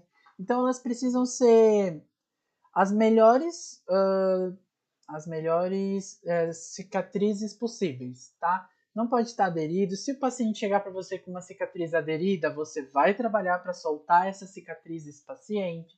Se o paciente chega com uma cicatriz inflamada, se o paciente chega com uma cicatriz edemaciada, alguma coisa, você vai trabalhar para garantir que esse paciente tenha uma melhora na cicatriz. E se infelizmente essa cicatriz for em um nível que não permite a protetização, aí o caso é tentar realizar uma intervenção cirúrgica para melhorar essa cicatriz, né? Mas o que é bem mais difícil, ou pensar em como trabalhar com esse paciente sem a opção de protetização por conta da cirurgia, né, da cicatriz. São coisas que a gente vai tomando decisões mais para frente, né? E agora, pessoal, deixa eu ver, meu Deus, 1h20. Agora, a aula já está acabando, tá? Agora é mais uma parte demonstrativa para que vocês se familiarizem com os níveis de amputação e os seus nomes, tá? Então, eu vou passar inicialmente as amputações para o membro superior e depois para membro inferior. E aí a gente vai só comentando e eu vou passando exemplos de cada uma para vocês. E aí depois a gente já termina a aula, tá? Então, para o membro superior, a gente tem basicamente 6 níveis de amputação, que é a desarticulação de ombro, a amputação transhumeral, a desarticulação de cotovelo, a amputação transradial, a desarticulação de punho e a transcarpal. Aí, a gente tem para o membro inferior 8 basicamente, tá? Então, a gente tem a hemipelvectomia, a gente tem a desarticulação de quadril, a transfemoral, desarticulação de joelho, transtibial, desarticulação de tornozelo, a amputação do tipo Saime e a amputação parcial do pé. Eu já comentei com vocês, mas quando a gente fala em desarticulação, a gente tem uma amputação ao nível da articulação. Então imagine uma linha no meio da articulação, a desarticulação vai ser a retirada do membro a partir daquela linha, né? Então, se a gente tem uma desarticulação de joelho, a gente vai manter o final da articulação do fêmur e retirar todo o platô tibial, né, e dali para baixo. Então, a gente tem essa intervenção à linha articular, tá? Bem no meio, certo? E é aquilo que eu já comentei com vocês, para que a gente consiga escolher um bom coto, né, para que tenha uma boa função, que seja passível de uma boa protetização, podem ser sacrificados tecidos e níveis a favor da função do membro ou de todo o membro, tá? Então, a gente pode sacrificar ou manter certas estruturas para facilitar o processo de protetização. Então, agora, só para ilustrar para vocês, quando a gente tem a desarticulação de ombro, nada mais é do que a remoção do húmero, tá? Em alguns casos, a gente tem a manutenção, né? A gente tem a permanência da clavícula e da escápula. Em outros casos, a gente tem uma secção parcial da clavícula e da escápula também. Mas pensando em desarticulação do ombro, na maioria dos casos a gente remove o húmero e os demais ossos, né, o membro superior praticamente, e aí a gente fica com a articulação gleno-humeral aqui, livre do húmero, e se a gente prestar bem a atenção aqui, nesse paciente a gente tem, né, de certa forma, a escápula ainda e a clavícula também, só retirado o membro propriamente dito, tá? A transhumeral, aqui tá faltando ar, gente, perdão. A transhumeral, ela é acima do cotovelo, tá? E abaixo do ombro, tá? Então a gente ainda tem a articulação do ombro, mas a gente não tem nada da articulação do cotovelo. Ela pode ser a um nível mais proximal, medial ou distal, tá? Então vou fazer aqui. Ela pode ser mais proximal, onde a gente tem uma pequena manutenção dessa articulação do ombro. Ela pode ser medial, mais aqui ao meio do húmero, ou ela pode ser mais distal, que é mais próxima à articulação do cotovelo, mas ainda ela é realizada a nível do húmero, tá? Então, se a gente pensar numa protetização a partir daqui, o paciente ainda vai ter a movimentação funcional do ombro dele, mas a prótese provavelmente terá que fazer a função do cotovelo, punho e dos das mãos, né?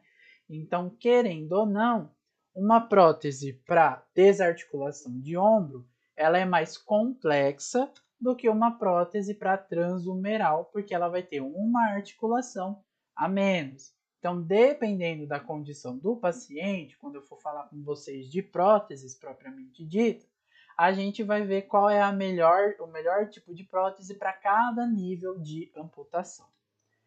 A desarticulação do cotovelo nada mais é do que, de fato, a gente eliminar o restante do membro e deixar a articulação do cotovelo, tá?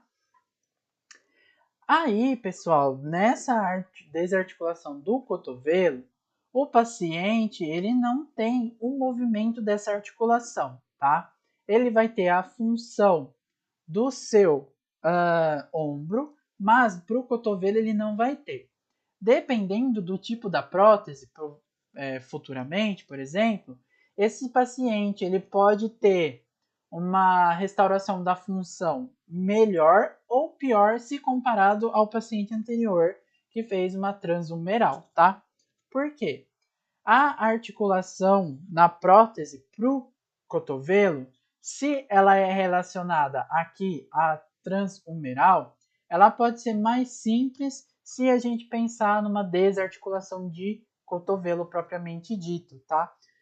Os componentes e a forma com que os componentes vão trabalhar, eles podem ser melhores aqui do que aqui na desarticulação de cotovelo, certo?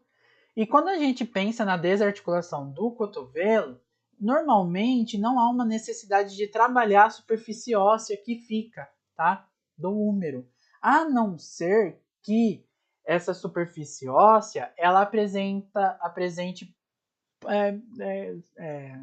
pontas, né? Que ela seja pontiaguda, principalmente relacionadas aos côndilos, né?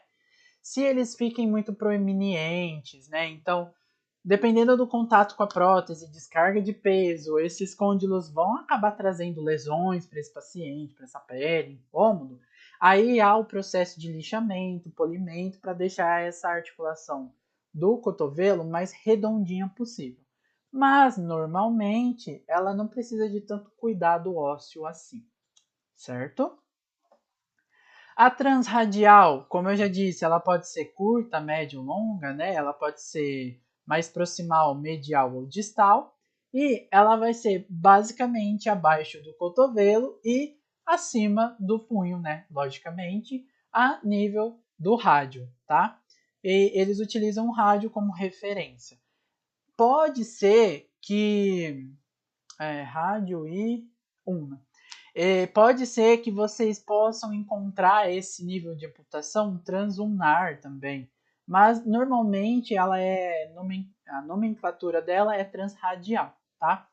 E se a gente pensa numa prótese para esse tipo de amputação, por exemplo, a gente tem uma prótese mais simples, porque ela só vai precisar realizar a função das mãos, né, e do punho, porque o cotovelo desse paciente já vai ter um funcionamento, uma função adequada. Então, esse paciente vai mexer o ombro, vai mexer o cotovelo, então ele vai ter um certo grau de função a mais, livre de próteses, se comparado a esses outros pacientes aqui, tá?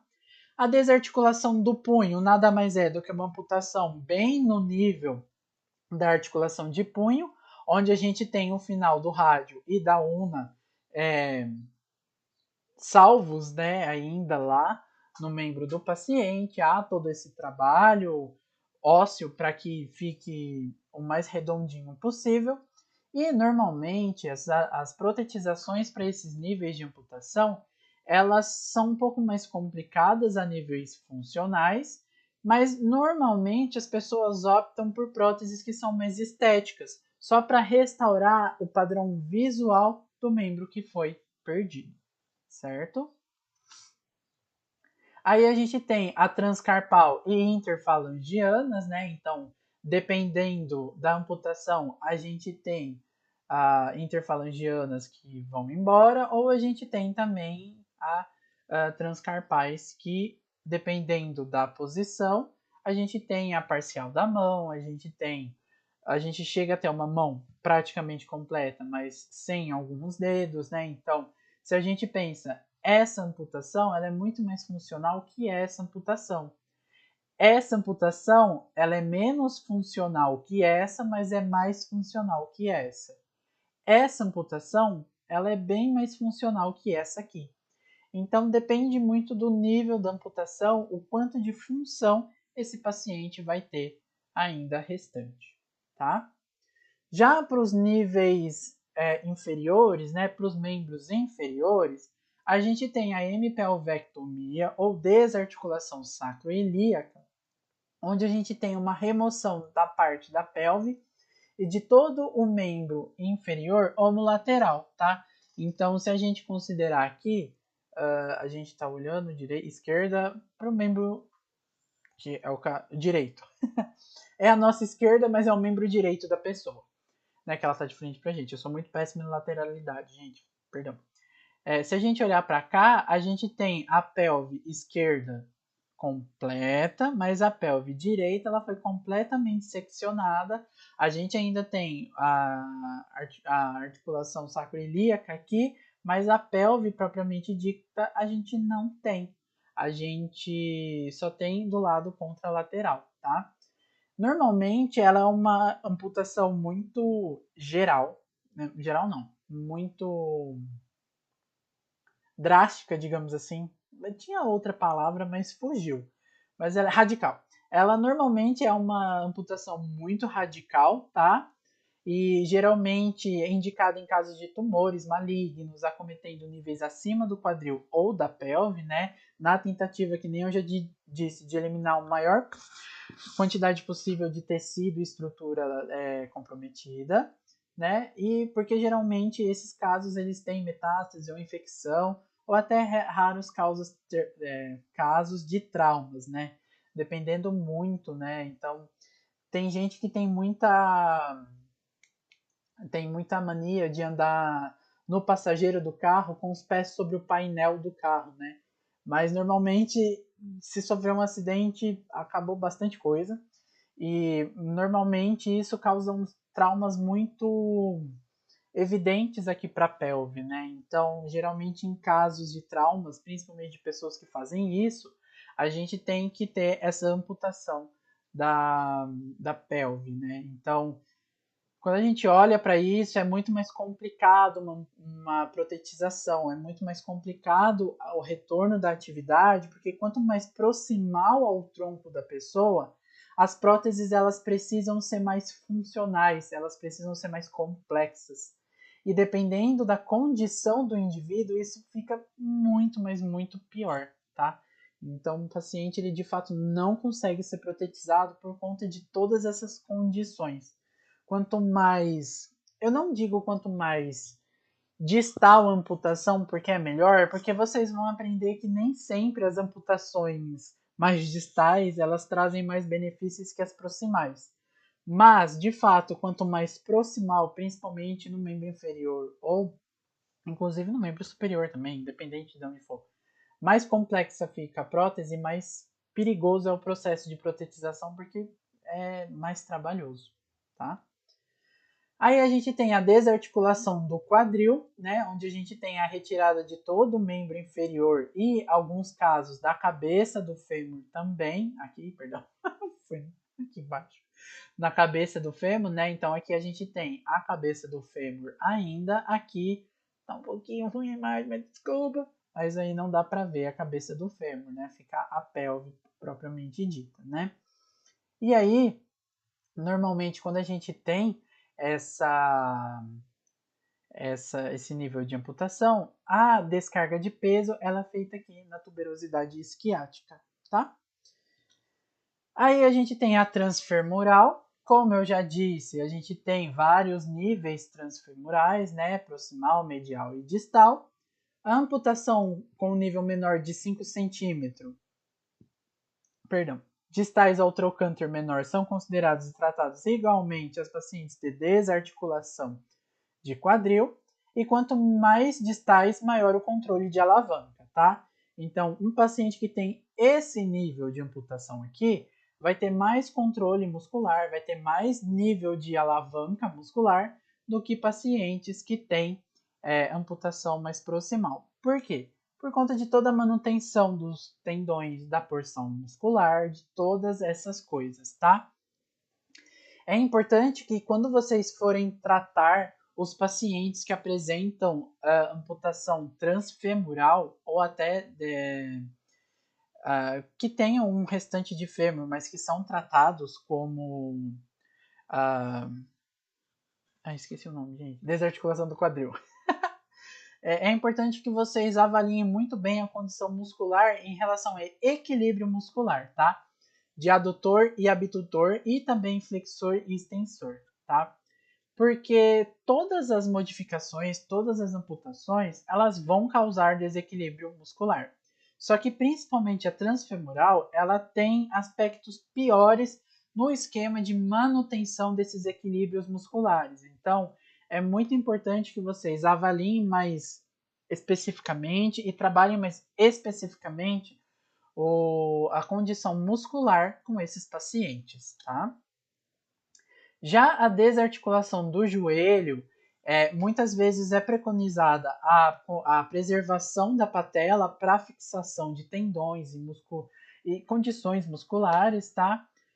Como teoricamente quase toda a integridade muscular ela se mantém íntegra, né? A integridade muscular se mantém íntegra foi ótimo. Toda a porção muscular se mantém íntegra. Normalmente, com o passar do tempo, os pacientes eles não apresentam tanto desequilíbrio muscular. Agora, claro, período pós-operatório vai estar em causa aquilo, vai ter muito desequilíbrio, vai ter muita contratura, mas isso aí a gente vai falar na próxima aula. Mas a longo prazo, normalmente os pacientes tendem a apresentar mais desequilíbrio muscular quando eles são amputados, tá? E esse nível em específico, os pacientes têm uma chance muito menor de a longo prazo estarem apresentando desequilíbrio muscular, tá? E aí a gente salva a articulação e tira toda a fíbula, tíbia e os pés, certo? Comparando agora a transfemoral e a desarticulação de joelho, é muito importante que a gente tente fazer a desarticulação do joelho, tá? Vai um pouquinho contra aquela regra de nem sempre o coto, a amputação maior é mais benéfica. No caso aqui tá? Porque o paciente vai ter um maior braço de alavanca, o paciente vai ter uma maior força muscular, ele vai ter uma possibilidade de descarga distal muito melhor comparado aos pacientes transfemorais. Ele vai ter um bom controle rotacional sobre as próteses, né? Então, o paciente vai conseguir realizar rotações melhores com a prótese. O paciente vai ter uma melhor suspensão protética no caso de acoplamento, de segurança e de utilização da prótese. É mais fácil para colocar e tirar as próteses também. E estudos demonstram que os pacientes apresentam menos gasto energético para deambular com ou sem as próteses quando os pacientes apresentam uma desarticulação de joelho ao invés da transfemoral, tá? Vai um pouco contra a regra que eu sempre falo que nem sempre o maior coto é o melhor, mas enfim, a desarticulação de joelho ela é melhor comparada à transfemoral, tá? A transtibial ela também apresenta 3 níveis, proximal, medial e distal. Nas amputações mais distais, há uma diminuição da circulação na região do coto, tá? Isso pode ou não impactar um pouco no processo de protetização. Objetiva-se preservar o tendão do quadríceps, né, abaixo do tubérculo da tíbia, para que o paciente tenha um maior controle, maior força muscular, né? E pode haver uma osteomioplastia, né, que é uma ponte óssea entre a fíbula e a tíbia. Elas acabam se juntando e aí acaba meio que considerando, eles acabam virando um osso só, tá? Normalmente, esse tipo de amputação, ele é muito melhor, muito mais benéfico do que amputações de pé e de tornozelo. Então, por mais que os pacientes apresentam condições boas para manutenção de tornozelo, eu falei joelho aquela, mas é tornozelo, tá, gente? Desculpa. Tornozelo e pé propriamente dito, às vezes é muito melhor o paciente amputar a nível transtibial do que manter um resquício de pé, um resquício de tornozelo, por conta de dor, claudicação, dificuldade de acoplamento e descarga de peso e deambulação com as próteses, tá? Então, às vezes vocês vão encontrar casos de pacientes que têm o pé, querendo ou não, propício para serem mantidos durante a amputação, mas foi optado por fazer uma transtibial por conta de todas essas condições, né? As próteses elas se adaptam muito mais à transtibial, o paciente tem muito mais função pensando numa amputação transtibial do que uma amputação a nível de pé e tornozelo. E aí, para desarticulação de tornozelo, a gente tem basicamente dois tipos de amputação. Elas se foram nomeadas de acordo com os médicos que realizaram inicialmente a amputação. Então a gente tem a de Pirigoff, que nada mais é do que juntar o finalzinho aqui do calcâneo lá no finalzinho da tíbia e da fíbula, tá? Então o paciente vai ter essa como se fosse redondinho essa descarga de peso, ou a de Syme, onde é retirada toda essa estrutura aqui do metatarso e dos ossos Esqueci o nome dos ossos aqui, gente. Mas tira esses ossos e aí a gente tem a secção no meio da tíbia e da fíbula aqui no finalzinho, tá? Então, nada mais é do que uma desarticulação de tornozelo, só mais muda o tipo de estrutura e como é realizado isso, tá? Já para parcial do pé, a gente tem a de Lisfranc e de Chopart, né? Novamente, elas são nomeadas de acordo com as pessoas que idealizaram as amputações, tá? E na de Lisfranc, a gente muda basicamente pouca coisa, tá? A gente tem as desarticulações dos metatarsos, com os ossos cuboide e cuneiforme sendo mantidos. E aí, na desarticulação de Chopart, a gente tem esses, além das dos metatarsos, a gente tem também a desarticulação do navicular e cuboide, apenas com o talos e o calcâneo sendo mantidos, tá? Então, muda pouquinho a coisa. E a gente tem também as falângicas, onde é só, né, o dedo foi amputado e aí a gente tem essa amputação falângica. Esses níveis aqui, eles são bem complicados, principalmente pensando no que eu já falei em relação à claudicação, à dor, descarga de peso, prótese. É muito inviável o trabalho com esses níveis de amputação. Por isso que nem sempre a gente a gente reter o maior nível de estruturas e membro possível é adequado. Porque ao invés do paciente ter esses níveis de amputação ou esses aqui, é muito melhor ele já partir para isso e ter um nível transtibial, por conta de tudo que eu já falei, eu vou falar um pouquinho mais na frente para vocês, tá? Os níveis falângicos, né? Então, quando a gente tem amputação falângicas nos pés, a gente acaba pensando que são coisas tranquilas, né? O paciente não vai ter nada demais. Mas, pessoal, as falanges dos pés, eles são muito importantes para gente ter uma descarga de peso e uma sincronia, né? um alinhamento postural adequado.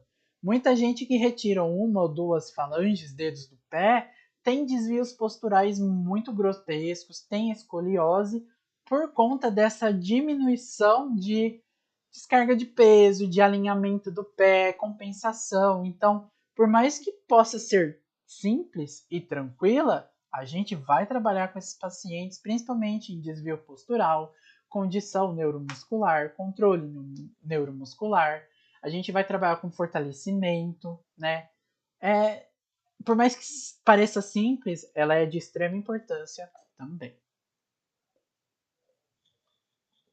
Aí, pessoal, a amputação, além de toda esses problemas, né? A amputação em si ela traz várias sequelas para o indivíduo, como as sequelas funcionais onde a gente vai trabalhar diretamente para restabelecer essas funções, então, flexão, extensão, rotação, deambulação, deslocamento, deambulação e deslocamento é a mesma coisa, descarga de peso estática, dinâmica, enfim, são sequelas funcionais que a gente vai trabalhar. Além disso, a gente também vai trabalhar na condição cardiorrespiratória desse paciente. Pacientes amputados, eles precisam ter o período de pós-operatório, eles têm, querendo ou não, essa alteração cardiorrespiratória por conta da sua cirurgia, mas também por conta de mudar a função. Muitos pacientes não conseguem deambular, não conseguem fazer atividades funcionais, e isso afeta diretamente o cardiorrespiratório. Perdão, gente. E aí a gente vai trabalhar bem nisso também. Além disso, muitos pacientes amputados têm muitas sequelas psicológicas. Abala demais a visão que o paciente tem propriamente dele, a visão de como o paciente é funcional, né? Altera meios de trabalho, meios de locomoção, recreação, enfim. E é muito importante que a gente trabalhe sempre com um time multiprofissional para que a gente consiga abranger cada vez mais o nosso paciente, para que a gente consiga agir de forma adequada em qualquer local onde o paciente não está 100%, seja funcional, seja cardiorrespiratório. E, querendo ou não, por mais que a gente não tenha uma formação específica na psique, que a gente não consiga trabalhar esse aspecto psicológico mais profundo com esse paciente, que durante todo o tempo que a gente esteja trabalhando com ele, seja no período pós-amputação, pós-operatório, seja no período protetização, que a gente estimule esse paciente a ver o quanto ele pode ser funcional, o quanto mudou coisa na vida, mas querendo ou não, ele vai continuar fazendo outras coisas com a prótese, né? Então que a gente dê esse apoio para esse paciente, tá? Então, seja ela na fisioterapia pré ou pós-operatória, e aí a gente vai aprender que a gente tem pré-operatório, pós-operatório imediato, não imediato, tardio, e tem muita coisa pra gente falar na aula que vem, e que vai ser uma aula compridinha também, mas a gente precisa dar esse apoio a esses pacientes, tá? E aí o papel do fisioterapeuta a gente vê na próxima aula, né? Porque vocês já não devem estar mais aguentando me ouvir falar sobre amputação. Bom, pessoal, em relação à aula de hoje sobre as amputações, era isso que eu queria passar para vocês. Espero que vocês tenham entendido pelo menos um pouquinho, né, sobre as amputações, que vocês tenham entendido os conceitos, que vocês tenham entendido os níveis, que vocês tenham imaginado como esses níveis podem afetar no trabalho com o paciente. Essa aula ela foi mais geral para amputação mesmo. Na aula que vem a gente vai trabalhar especificamente no papel do fisioterapeuta pré, pós-operatório, tá? Falar um pouquinho do papel pré e pós-protetização, né? Mas aí durante as próteses eu falo um pouco mais. Mas o que a gente faz com os nossos pacientes, tá? Eu espero que eu consiga passar para vocês na aula que vem tudo o que vocês precisam saber para atender um paciente amputado, seja ele no período pós-operatório imediato, tardio ou pré-protetização, tá? Novamente, desculpa pela aula imensa, né? 1h48, eu falei que ia dar mais ou menos 2 horas de aula, eu falo demais, eu sei, sorry, mas eu acho que foram informações importantes para vocês, tá? Eu pensei em fazer essa aula dividida em duas, né? Amputação parte 1, parte 2 em 2 dias de 1 hora, mas a gente não tem tanta flexibilidade no calendário. E não sei, né? Por mais que o vídeo seja imenso, vocês podem assistir uma parte um dia, outra parte outro dia, se for muito cansativo, tá? Mas espero que vocês tenham gostado, pessoal. Eu vou deixar o formulário, qualquer dúvida que vocês tenham, por favor, me enviem. Como vocês sabem, eu tento ser o mais rápido possível para responder, mas nem sempre eu consigo, mas eu vou tentar fazer as respostas o mais rápido possível. E é isso, qualquer coisa é só falar. Né? Se vocês estão de acordo com o jeito que eu estou dando aula, se vocês querem que mude alguma coisa, as próximas aulas elas tendem a ficar um pouquinho mais diferente? Não sei. Enfim. Bom, vão dando um feedback de vocês que eu vou adequando qualquer coisa, tá? E é isso. Até mais. Espero que vocês tenham uma ótima quinta-feira. Para quem estiver vendo na quinta, ou ótimo dia que vocês estiverem vendo. Ótimo final de semana, enfim. A gente se vê na próxima, tá, pessoal? Então, é isso e até mais. Falou, pessoal!